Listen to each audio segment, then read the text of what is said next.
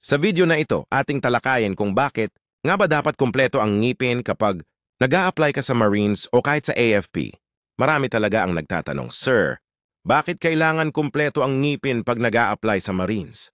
Simple lang yan, kasi bawal magkasakit sa gitna ng laban. Kapag Marine ka, bawat parte ng katawan mo dapat handa.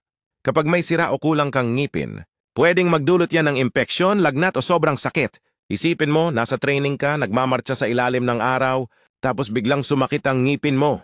Hindi ka makakain, hindi ka makatulog at lalo kang mapapagod. Sa Marines, walang puwang ang sakit. Dapat laging handa, laging buo. Kaya mahalaga ang simpleng detalye, gaya ng maayos na ngipin. Hindi lang lakas ang sukatan ng isang sundalo, kundi ang disiplina sa sarili at respeto sa katawan. Kasi kung marunong kang alagaan ang sarili mo, mas mapagkakatiwalaan ka sa mas malaking laban. Kung may sira ka man o kulang ng ngipin, okay lang iyan. Paayos mo muna, ipabunot o magpasta. Hindi ka agad disqualified. Ang mahalaga, handa kang ayusin ang sarili mo bago mo ayusin ang iba. Yan ang tunay na diwa ng pagiging Marine.